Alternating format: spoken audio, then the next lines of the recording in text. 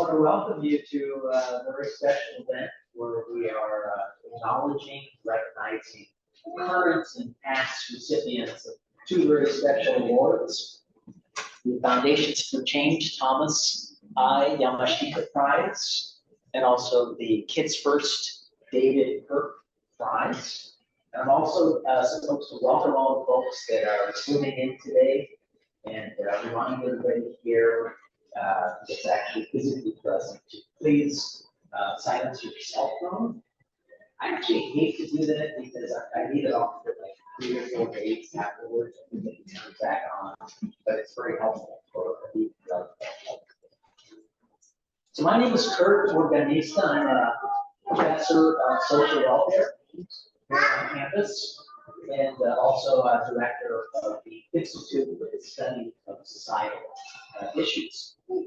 And we are just absolutely honored to be the institutional home for these two prizes. For those of you who are less familiar with the ISSI, this is UC Berkeley's home for transformative social change research, for greater fairness in society for everybody, but not everybody. We support faculty and students doing community engaged research that makes a difference. This year, we're actually celebrating our 50th anniversary, which is a remarkable achievement. With your support, we can continue our urgent work for years to come. Do consider making a donation. We have a QR code on the screen. There's a link to the chat, and it only takes minutes to ensure years of ISSI research prizes.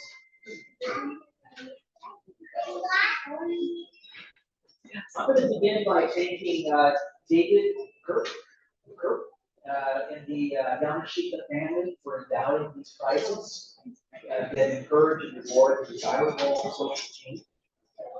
I also want to thank the selection committees. It's always exciting and inspiring to read about the extraordinary work that's being done. That it's challenging. It's challenging to pick the award recipients. Our selection committee members put a lot of thought and care into the process, as do nominations for the Yamashita Prize. Nominators are much appreciated for. I'm going to speak into the mic now. Nominators are much appreciated for bringing such special people to our attention at the ISSI. So today we're going to start with the Foundations for Change Thomas I. Yamashita Prize. And then we're going to move on to the Kids First David L. Kirp Prize. And today we are honoring our recipients from 2023 to currently 2026. I will announce the recipients and share, and they will, some will share briefly their work with us, and then after the program concludes, we'll have a reception. The Foundations for Change Thomas I. Yamashita Prize is awarded annually to an outstanding emerging social change activist in California. The award honors a person whose work transforms the existing social landscape, often in subtle and previously unanticipated ways, and serves as a bridge between the academy and the community. Without that bridge, we just end up in an ivory tower. Honorees help to build the capacity for community-based organizations, as well as social movements, to confront pressing issues by applying their academic expertise. And at the same time, they enrich academic scholarship by sharing their insights and knowledge with our campus.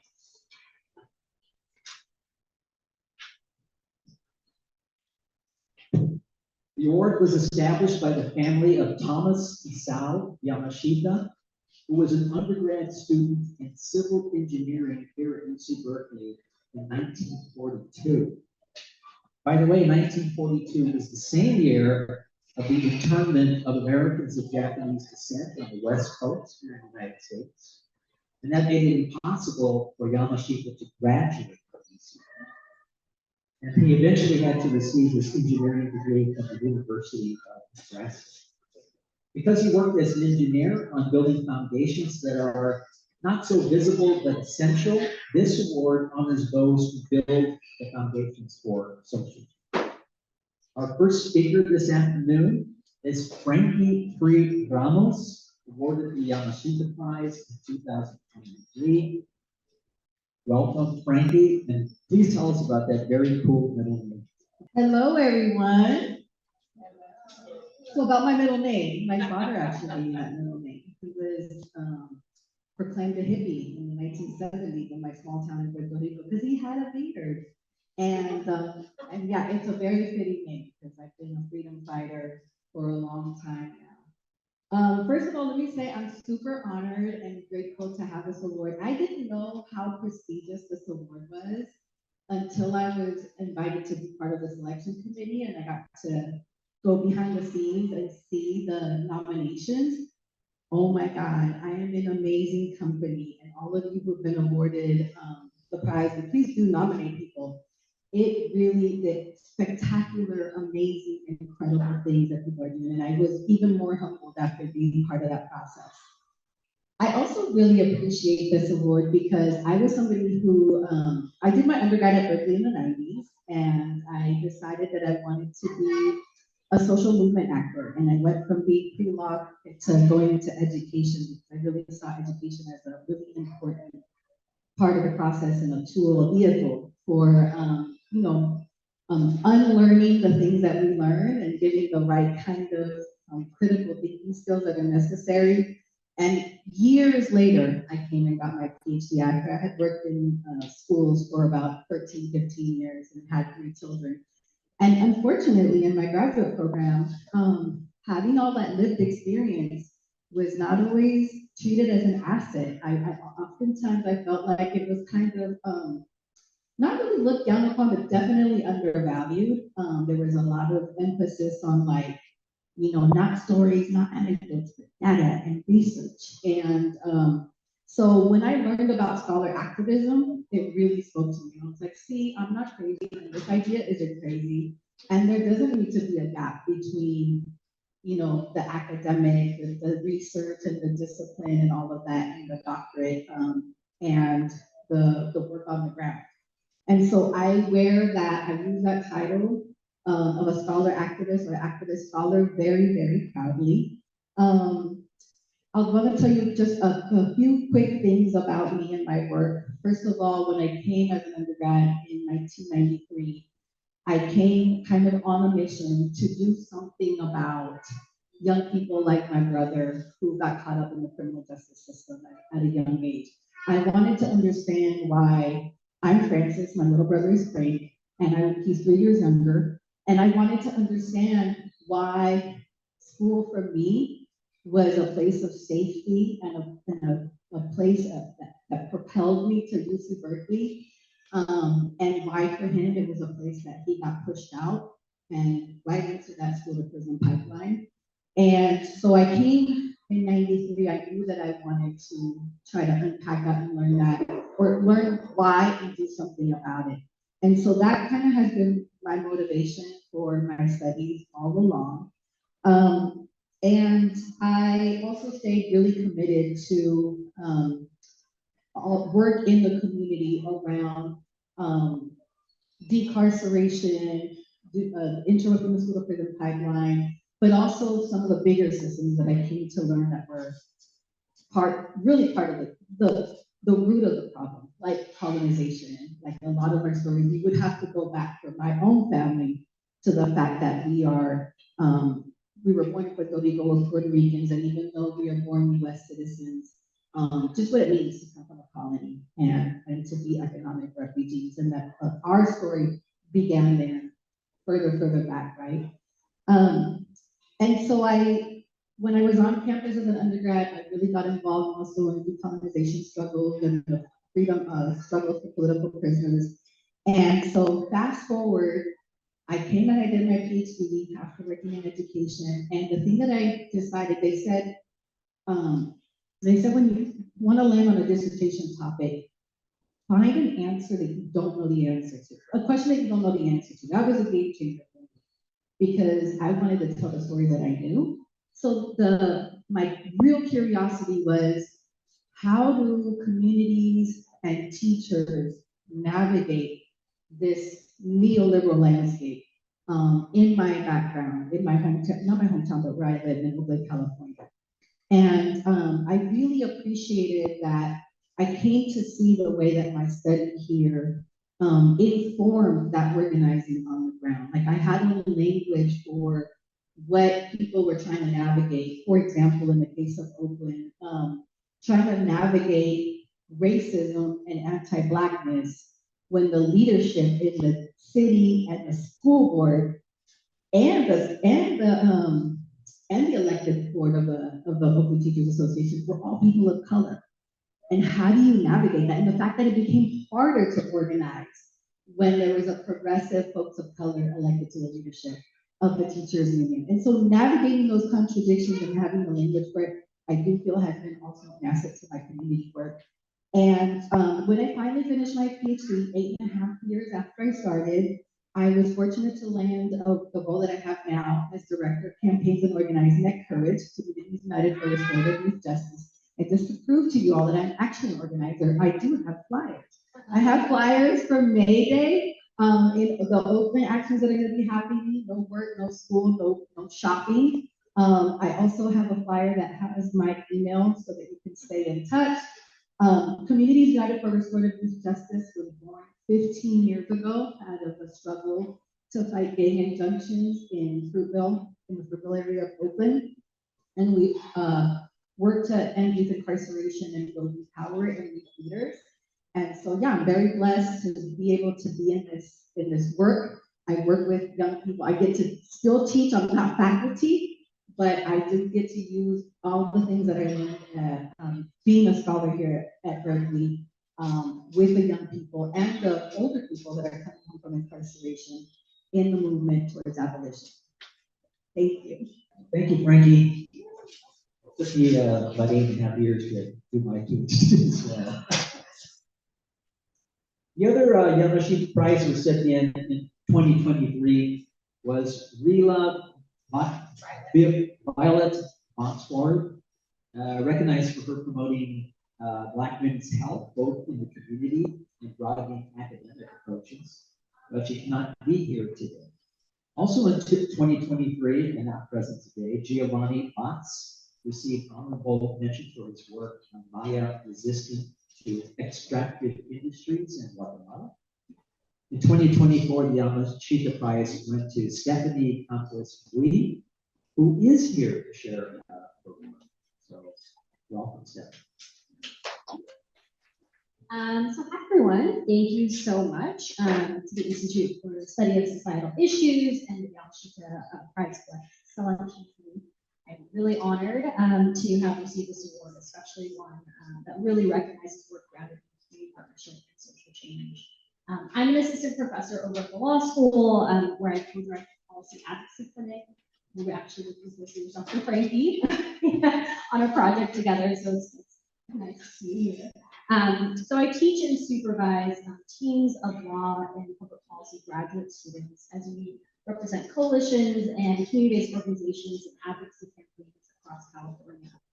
Our work focuses on non-litigation strategies, so really focusing on policy efforts to advance racial and economic justice. So I feel incredibly grateful to get to do this work at the law school. It really makes it possible for us to take on issues that are often controversial and resource intensive, and to do so in a way that is collaborative and accountable to communities that we serve. So up on the slide is an example of some of the work that I've done, and I think was what got to be nominated for this award. A lot of our work is around the criminal legal system, particularly the collateral consequences of what it means to the system involved. So some of the work is specifically on fines and fees. Some of you may have heard that if someone enters the system, they might be charged a fee for the cost of their public defender. If they're put on probation, if they're detained, they are charged every day for all of those things. Fortunately, California, we eliminated a lot of those fees. There were 90 different fees that could be charged to people going through the criminal legal system here. We're down to about half of that, but unfortunately, there's still a lot of work to be done. And while often fees and fines are framed as a way to help courts recoup costs, these fees cause serious harm to families and communities, particularly to Black and Brown communities. So I represent a coalition called Debt Free Justice California, and we help support legislation with 9 bills over the last 7 years that has eliminated, again, more than 40 different fees that could be charged to Californians and provided relief from over $18 billion with a B dollars in debt. So that's a really great, I think, progress, but also a little bit sobering to know that that's how much money is being faced by Black and Brown communities in California, and it's debt that was being opened up for so long. So these outcomes definitely reflect the work of a broad led movement. My role in the role of the clinic was really just to support the work and goals of directly impacted people. And that commitment has also shaped how I personally think about expertise. Too often, policy is developed without those who are directly affected or those who live with the consequences of any policy change at the table. So that's, I think, a big part of what I do in the clinic and what I do in my work is to approach the work differently, to help ensure that there are structures in place where impacted community members are driving priorities, shaping the strategy, and defining what success looks like, and not just calling on them to tell their stories for testimony or for a media soundbite. Being at a public university like Berkeley for me comes with both opportunity and huge responsibility. We have access to resources, credibility, how we use them also matters. For me, that means working in partnership with communities, not on their behalf. It means being intentional about how we use the opportunities and privileges that we have, making sure that when I'm invited to a meeting with the governor or someone in his office, that I'm not the only one in there, that I'm leaving the door open behind me to bring other people with me.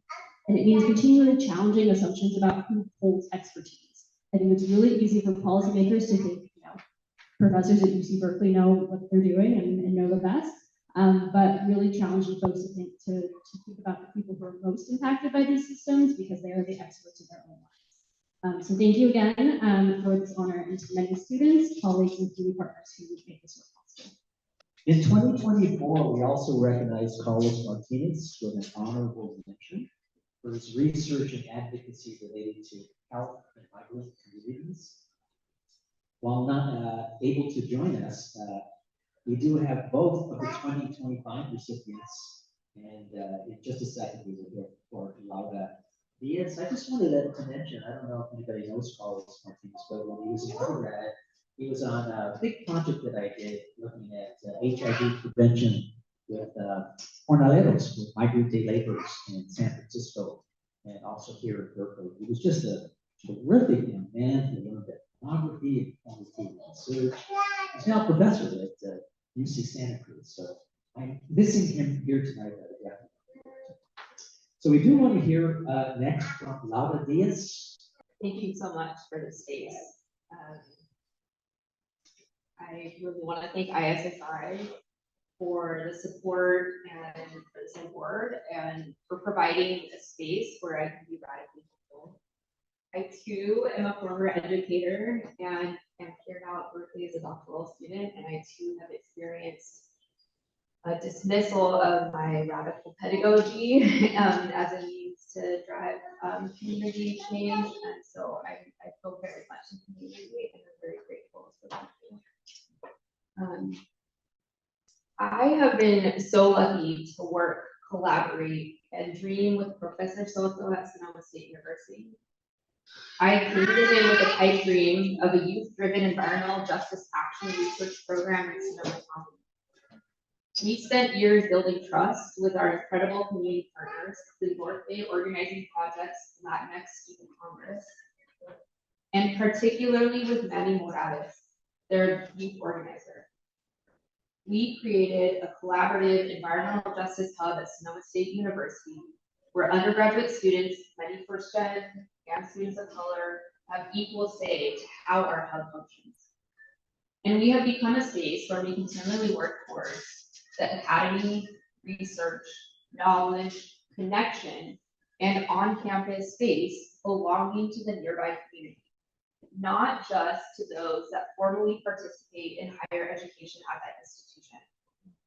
Since we began our dreaming, we have supported Latinx youth in building DIY indoor air filters, deployed air monitors, collected and analyzed data, and are now working towards expanding our efforts to serve as a climate resilience hub whose focus centers on serving Sonoma County's most vulnerable. As part of this work, the youth councils have driven the environmental justice programming, and we have supported their desires to connect more deeply with nature spaces. As such, we are taking our first in-person overnight retreat to the Sierras this summer, where they will be dreaming their vision of environmental justice in Sonoma while connecting with the Sierras forests. In contrast, we cannot expect the benefactors from neo-colonial and oppressive structures to drive our community's liberation. My first year as a doctoral student, in response to my comment that a path towards environmental justice in the Bay Area is to desegregate the 580 and 880 freeways, a professor remarked that his colleagues would not support this because their children would breathe dirtier air, which implied that they would prefer brown and black bodies to continue to take the brunt of the Bay Area traffic pollution burden. The concept of the ivory tower being a restricted space whereby knowledge makers and learners perform elitism is a product of the colonial project and an exercise of power and knowledge hoarding.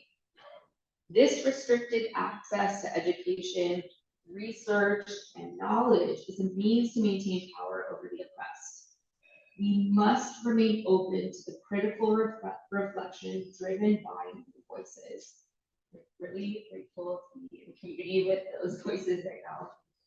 Because we cannot become a public good while violently removing the unhoused from People's Park in the name of student housing, while accepting money from Chevron, and at an institution where students and faculty exercising free speech on a campus that prides itself as a haven for free speech can cost them their access to this institution.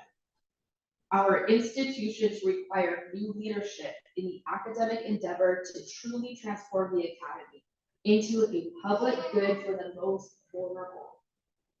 The environmental justice movement is tied to liberatory learning and knowledge making. It is the bold scholars of color from our frontline communities who can lead the way, who are not afraid of pushing against oppressive academic forces, because we know that living as an externality to capitalism that is fueled by racism is a much scarier reality. I have been privileged to have access to higher education, a privilege not afforded to most of my family, and my brother too is formerly incarcerated.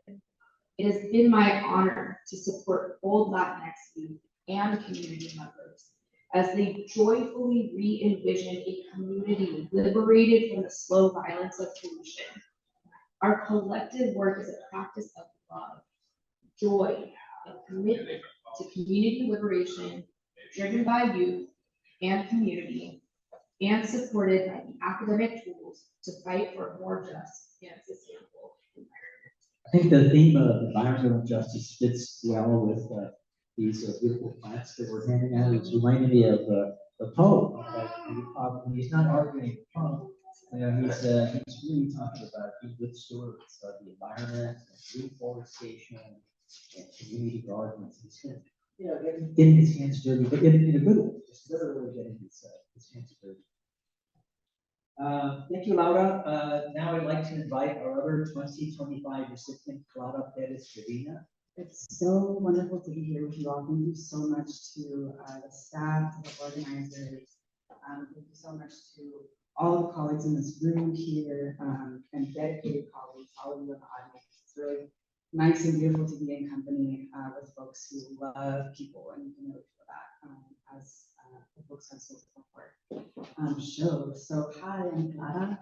I'm a filmmaker, photographer, and in some way a facilitator of community self-narratives. And I was really honored to be co-awarded last year with Laura this prize. Thank you so much.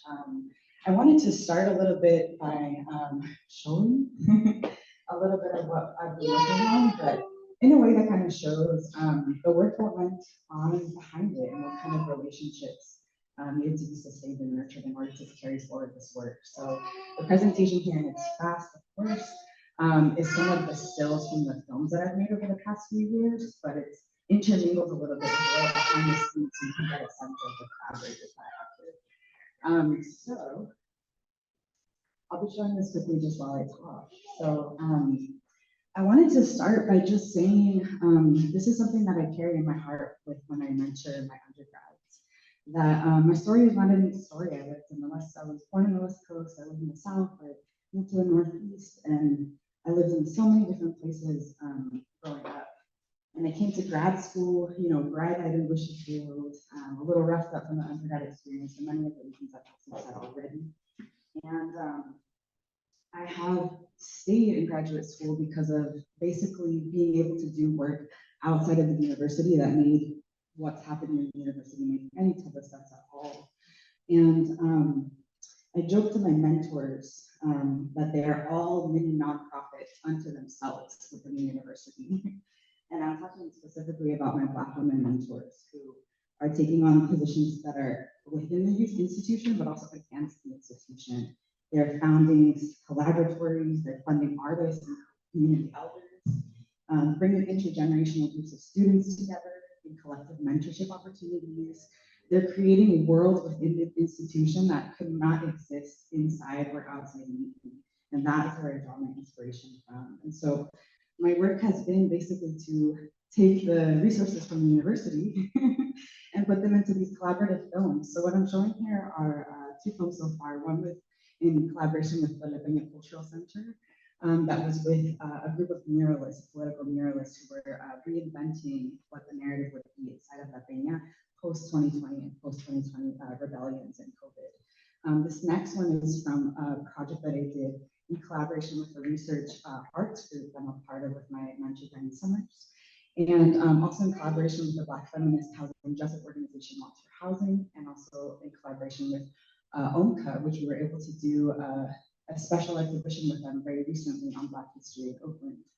And so it's through these partnerships of, you know, complicated logistics, securing grants, justifying the language, saying that we'll do film, we're doing community narrative, but we're also doing archiving. We fulfill all our promises and more. And what's been so valuable for me and hard, and everybody in this room probably understands, is that it's double, triple, quadruple the work that you are expected to do as a graduate student and within your institutions to move in community and to move with integrity. And it's such a harsh and unequal place at the university that rewards selfishness and opportunism and careerism, and to endure the small and the large violences day after day. And so for me, the films that I've been working on are a process of community deliberation, of looking inwards together, of figuring out what story needs to be told given this particular political context and how we want to be strategic about how we position the story together. I'm so grateful to have gone through that process with these partners, and I'll show you too some more. And upcoming collaborations as well. So I'm working on one in collaboration with the Native Studies Center on campus and folks from Alliance and Land Trust and tribal members, and a professor here on campus who invited me to be a part of this film process, also facilitated through Temperance. This is a little bit of the film. But the idea was basically I was contacted to be able to film for 2 days this workshop that these folks have brought together. And the idea was to convene California Indigenous leaders who are revitalizing fire practices, specifically cultural fire practices. So it was a 2-day workshop where it brought together all these different types of leaders, but also younger folks into this movement of revitalizing cultural fire. And so this was such an incredible experience and humbling to be able to be in community and learn with folks. And also too, I was able to bring a past previous student of mine onto the shoot as well, an undergraduate student too, and both of our worlds were just blown open by this experience too. So among all these experiences, what I've learned is that you can't take university resources and you can shape them into something else. We all have the language to justify our things and to fulfill our promises, but we can turn them into radically different services and also gifts that we can give to our partners that they can use and strategize in their way too. So I'm really grateful for the opportunity to be able to work with folks to convey their stories and their political messages, and I feel like I'm a facilitator in that process. So thank you so much. Thank you again, Clara.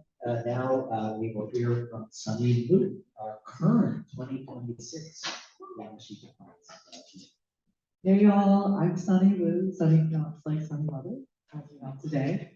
I am an interdisciplinary artist, an advocate, formerly an organizer, now a law student, and I call myself a liberation evangelist.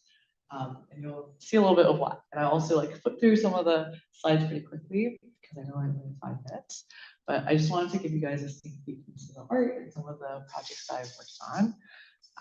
I'm really grateful to be honored with this prize. I feel like it is really rare to see the unseen of the labor that a lot of us have been doing for so long that is on the outskirts of the county or bridging the county with the community, as some of the other folks have said.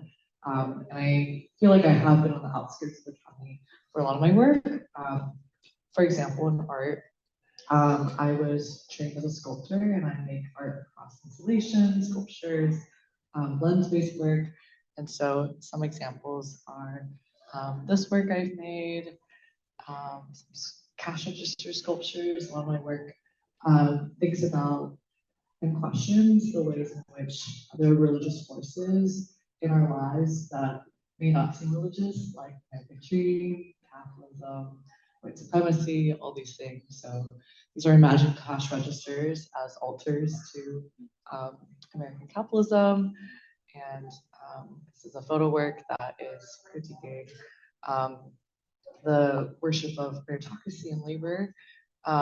And while these works are more personal and part of my personal art practice, I think I'm really interested in how art and cultural organizing as well as narrative strategy can be used as tools for making social change. And so one example of that is before coming to Berkeley, I lived in New York as an artist and organizer. And I was part of a really awesome residency called the Brandt residency, named after the Third World Liberation Front work and the larger movement for Black and Asian solidarity that happened in Indonesia. And so this is an effort by the Museum of Contemporary African Diaspora and Arts and the Asian American Arts Alliance in New York to create a model that supports artists and activists who work at that sort of cross-racial solidarity angle. And so my collaborator, Malika, and I worked on these sort of parallel projects in Harlem and in Chinatown in New York, where the city was proposing to build essentially 5 new jails, 1 in each borough and potentially 2 in Manhattan. The 2 in Manhattan being in Harlem and in Chinatown, which is no coincidence. Long history of not only people being caged from communities of color, especially Black and brown communities, like we heard from a lot of the other speakers, but also this sort of angle of thinking about the environmental justice impacts of where we're putting these cages and things like that. And so the plan was originally slated to have these jails be put up in 2027. So we wanted to have this intervention as part of a larger movement to protest the jails. And so we collected community surveys, we led community workshops, and we asked the people in the neighborhoods of Rome and Chinatown what they wanted to see in the neighborhood instead that would actually promote public safety. And none of them, even though none of them identified as abolitionists, said that they wanted more cages or more cops. And so we then projected their responses anonymously onto the ceiling of multiple sites, including the site at the Museum of Contemporary African Diaspora and Arts, and had viewers come in and lay down and dream up these abolitionist futures with the folks from the neighborhoods and also write in their own vision of what they want in New York City to be. So those answers included everything from public street houses to portals to learn their homelands languages to more practical things like free healthcare centers and schools and public parks. On the more traditional advocacy front, I still am thinking about how we can bring these sorts of arts and culture tactics to advocacy. So I was part of a a collective called Art Against the Basement in New York, which is part of a larger coalition to protect Chinatown. And Lower East Side, and what I found so special about that organizing home was that our political vision was not led by us as artists, but led by the people we worked with, tenants and workers in Chinatown and Lower East Side, who told us what they wanted the mission of our work to be, and we were just there to help with our creative skills. So one example is during the most attended event of the year, Lunar New Year for May, where a bunch of politicians, business people, all kinds of people with a lot of power come to Chinatown. We staged this anti-jails protest. We created this giant dragon that took 8 people to carry in the style of Red Puppet, that sort of theater. And we had this dragon that represented the community destroy this mega monster jail because the jail site for Chinatown is going to be the tallest jail in the world. And so that's like one example. And I'll quickly go through some other things. I have used my creative skills to help try to create these abolitionist features with an amazing organization called Zealous. We worked on this amazing documentary called The Alabama Solution. It's on HBO. It got nominated for an Oscar. I think it's a snub. You guys can decide for yourselves. Worked with Fiona Apple to create a music video for this song that she wrote, inspired by her court watching, and all the funds were donated to the Free Black Mamas campaign. And yeah, some of the other work I've done is more related to the Asian American community, but also similarly trying to think about how we can use narrative strategy because often culture moves before politics. And yeah. Thank you so much. And we will conclude the Yamashita Prize component of the evening by hearing from Elijah Baucom, who received honorable mention. We now move to the Kids First David L. Kirp Prize awards. This prize rewards UC Berkeley undergraduate students engaged in new or ongoing work that demonstrates a commitment, whether in education or other domains, to creating a better future for children and youth. The prize recognizes students who have developed innovative strategies to increase opportunities for youth and improve their lives now and in the future. It is the intent of the prize to shine a light on students whose work has largely been under-recognized. The prize was established by David Kirp, now a professor of the graduate school here at Cal, which is a post-retirement title awarded to distinguished professors who remain active in graduate research and education. Before that, he was a professor at the Goldman School of Public Policy here in Berkeley. And in his many books and articles for academic and public audience, he tackled some of America's largest social problems, including affordable housing, access to health, gender discrimination, and HIV/AIDS. Throughout his career, his focus has been on education and children's policy, from cradle to college and career. Because of his deep commitment to children and youth, and his belief in the power of Cal undergrads to do great things, he endowed this unique prize. In 2023, the Kids First Prize was awarded to 2 students, Luis Orozco Sanchez, recognized for his work with youth and outdoor education programs, and Suad Noor for her work promoting access to higher education. Suad is not speaking this evening, but I would like her to come up for a photo for some of our swag and for one of our lovely flowering gifts. So we'll now invite Luis Orozco Sanchez to say a few things. Hello, I'm Luis Orozco. My parents are Vegan. I grew up in a little town up north in Berkeley, and it's been a while since I've been in academia, so I'm a little rusty about talking about the things that I do. So please bear with me. But I'm really grateful to have received this award and to be in presence of such amazing humans. Really, like y'all are really incredible, and this makes me miss academia. Actually, I'm like, wow. Like a lot of academia is really stressful, but then there's like things like this that just show there's a lot of people who care deeply about each other, the world. It's just really amazing to be in presence with y'all. So I'm a bit of a nature nerd, and I grew up just kind of playing in the dirt, just being outside. My mom and families from rural Mexico, where when they immigrated here, they just were like, I want y'all to be outside, playing the mushrooms and everything.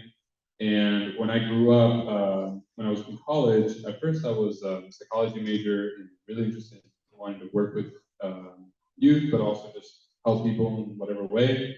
And I was working at a high school with migrant youth, and I had like a caseload of immigrant youth that I was like helping out, and I loved the job, but it was like really hard to actually help them. I felt like I couldn't do anything. Like I could connect and hear them and like talk to their families, but it was just so difficult to see students go to like. I could see some of them were like on the prison path pipeline, and it was just really heartbreaking to just witness, yet like feel like I could do little. But then I kind of at the same time was falling in love with biology and kind of reconnecting with the outdoors, and started working at a nonprofit that does outdoor education. And through that job is when I discovered that like outdoor education is a huge tool for connecting and changing people's lives and helping them like one heal, but also connect with each other and care about each other. And at first, the nonprofit I worked for was a white dominated space, and the nature camps we did were like expensive for youth. But I had a really cool manager, and with her, we talked about like it was mostly her, but I was like really interested in what she was doing about working with like Title I schools, and that's kind of what interested me. I was like, I want to work with people of color outside, and when I came to Cal, I kind of came with that in my mind, and that's what I had. That's what I was interested in. I mean, the research on outdoor education shows that it's an effective tool for like both mental and physical positive development. But what is not shown is that like it's a very white dominated space, and how youth of color like have a lot more potential to benefit from it. So that's what I did in my undergraduate research, and like expected, I found a significant impact on youth of color. They got a lot more out of the same program, the same summer camp, the same educators, and it's something that I knew working them, but I still had to like show and work in data or whatever.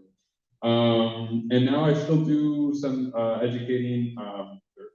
I still work in education, and in the summers I work with this nonprofit that does basically free nature camps for high school youth of color.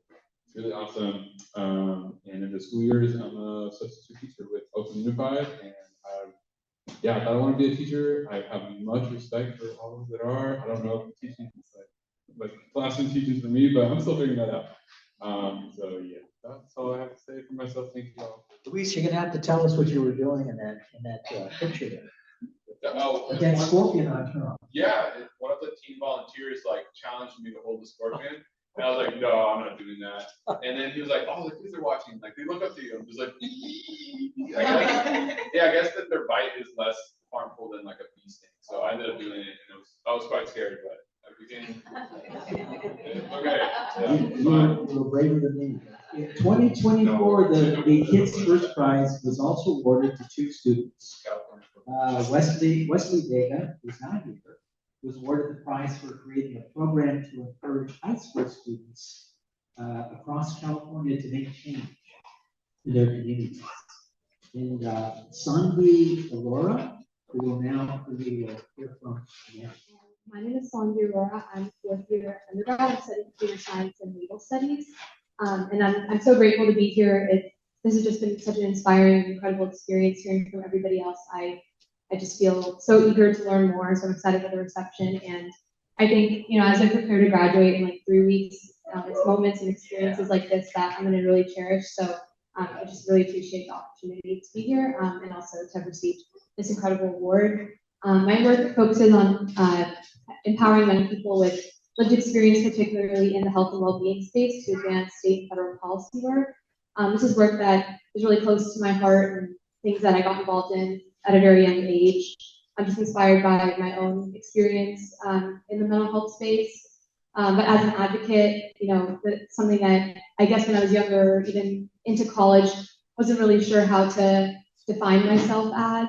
I think one of the most pivotal experiences that has shaped just my purview on the mental health space throughout my life has just been that young people, no matter their age, have such powerful visions for change, and their lived experience is the only qualification that they need to inform public policy. So that said, when I was a freshman at Berkeley, I founded a nonprofit called the Entire Project. We focus on this exact issue, amplifying young people with lived experience in state and federal policy conversations. Over the last 3 years, we've worked with young people across 10 states to introduce over 15 laws or bills in state legislatures across the country and in Congress, and of which I think around 12 have been signed into law. And our focus is really, what we really try to focus on is empowering young people through a peer-based approach to focus on storytelling and focus on understanding and being agents in their own lived experience, especially as it relates to mental health.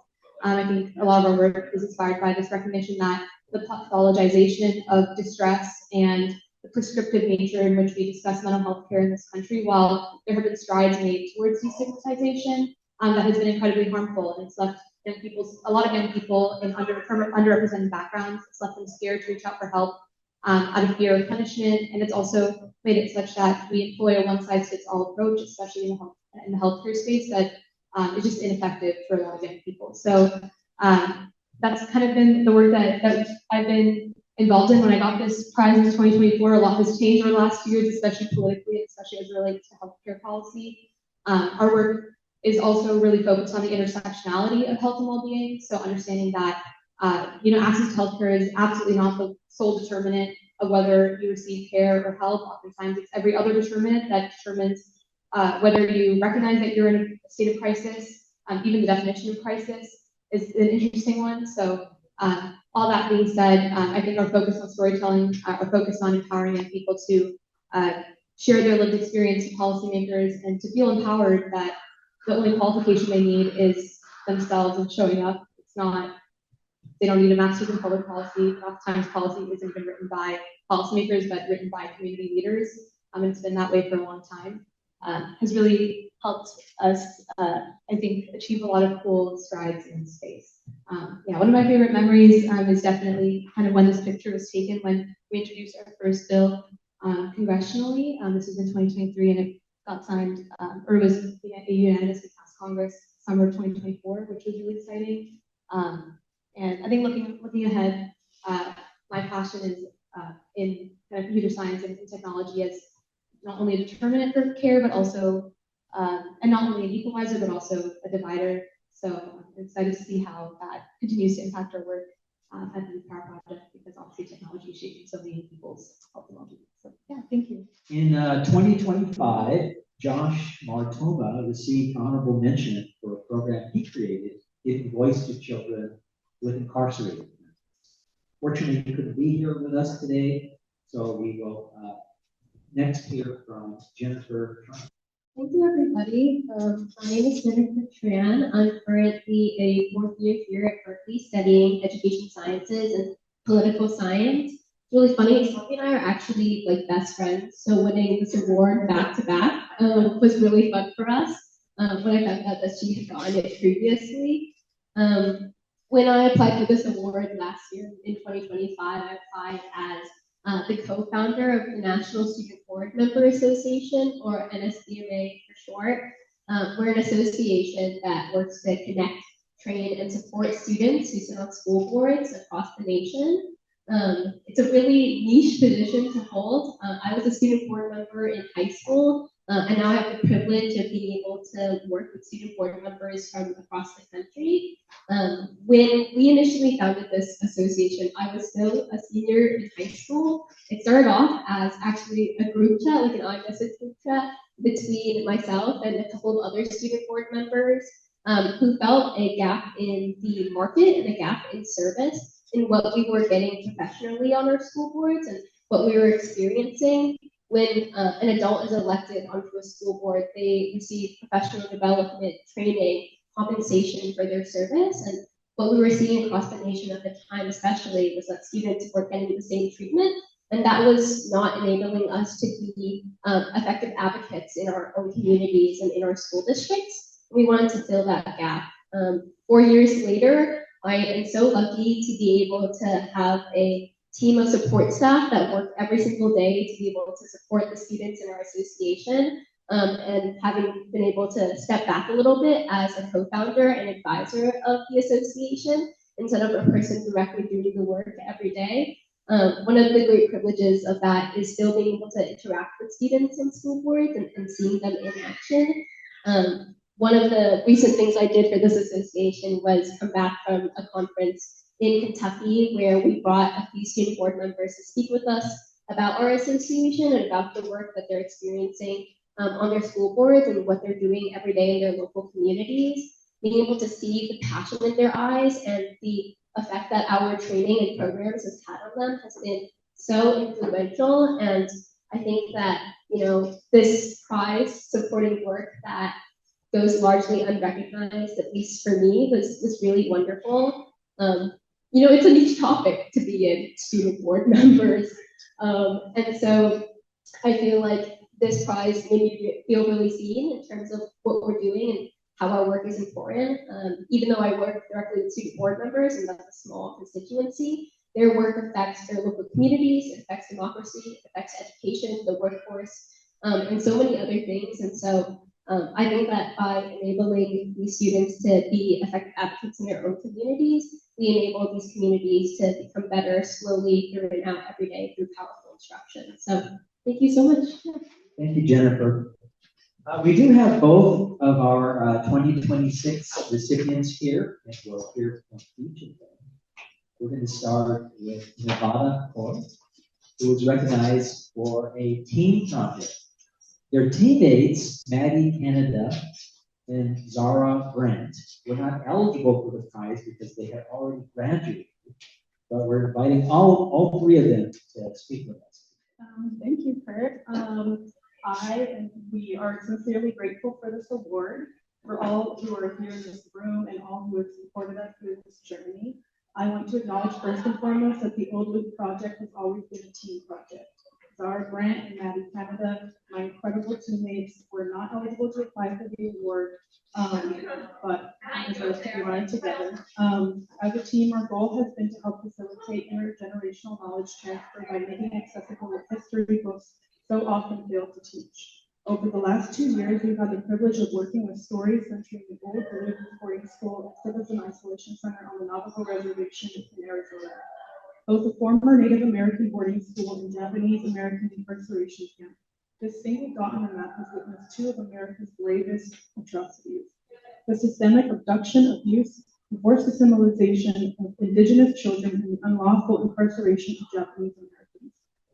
Today, many youth are descendants of these survivors, and all of us are inheritors of this history. Yet stories like these and of Duluth are so often left out of the classroom discussions. In response to this disparity, we were tasked with adopting these histories into a format that is accessible to students and educators. So far, we've published 2 editions of A Field Trip Through Time, a powerful children's story entrusted to us by the amazing Dr. Davina Two Bears.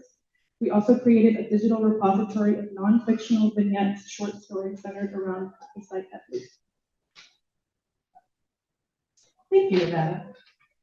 We all care so deeply about this project, about these stories, and about making history, especially difficult history, accessible to children, and in ways that heal rather than harm. We've approached this project with the conviction that these stories deserve to be learned by future generations and to be told in ways that emphasize resistance and continuity.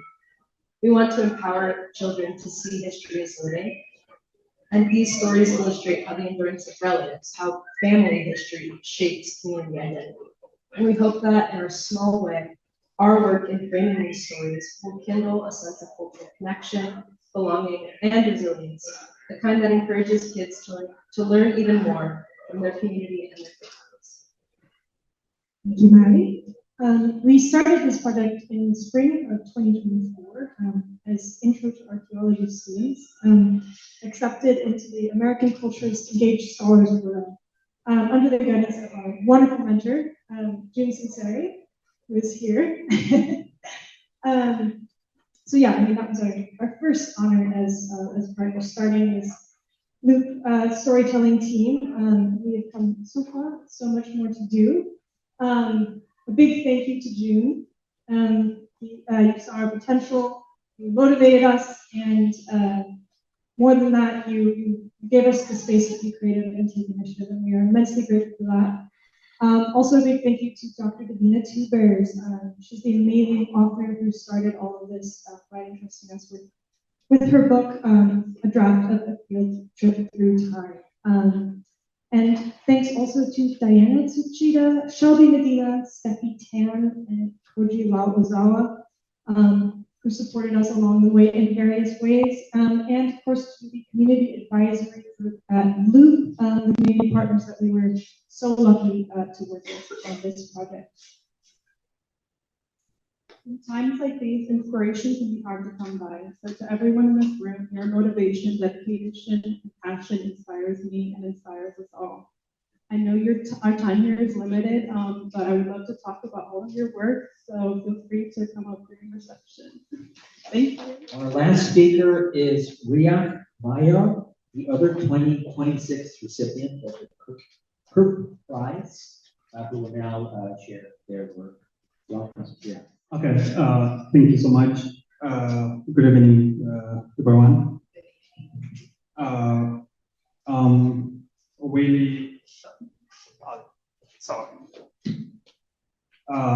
really deeply honored to receive this award.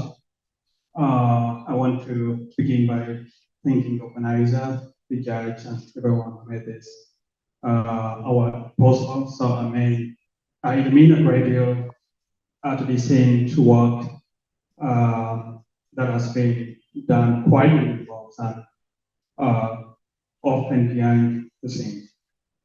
This award is special, meaningful because it recognizes the work that involves the lives of children and young people. Today I'm going to talk about the project that I presented last year.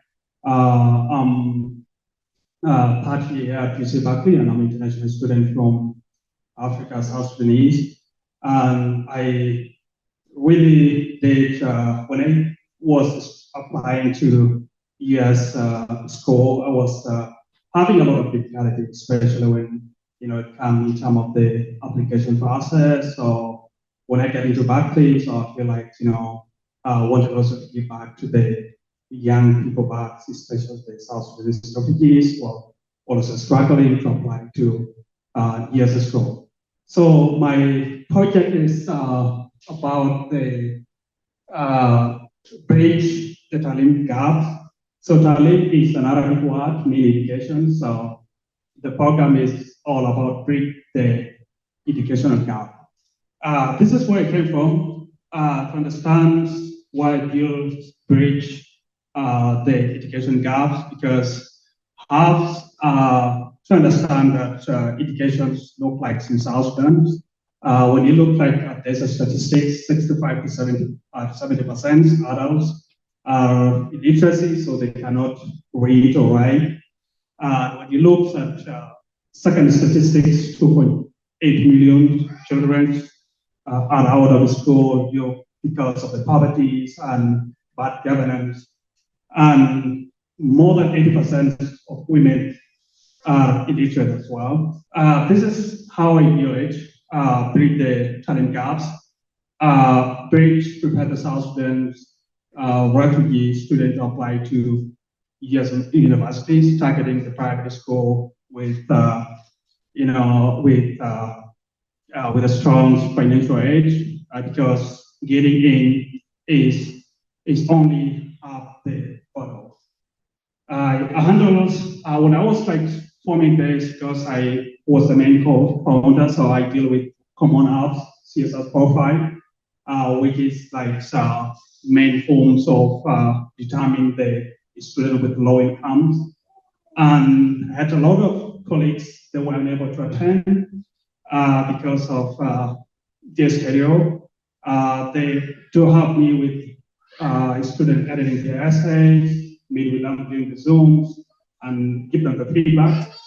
And which is the school that offer really full funded. Like we have most of the schools that can give full scholarship. Like UC Berkeley have like one of the generous scholarship, like regions, the scholarship that I'm in. So I'm a regional scholar, and it is really very competitive for the most of the students from outside of the US. The admission was well, like during the first time when I started, 5 students were accepted to UC Berkeley, and they weren't able to attend because the scholarship was very competitive. Last year, one of the students was accepted this year in 2026, and she was selected for the interview, but she couldn't make to be selected for the final decision. And I believe those were some of the challenges I was also facing. I know this journey very well because personally when I was applying, I had also some of the challenges as well, because I completed in 2020, then into 2021, 2022, trying to apply to different universities because I was like getting a lot of rejection. In 2023, again, I applied to UC Berkeley. That's how I got in, with full scholarship, and that's really helping me to be here today and at UC Berkeley and pursue my degree.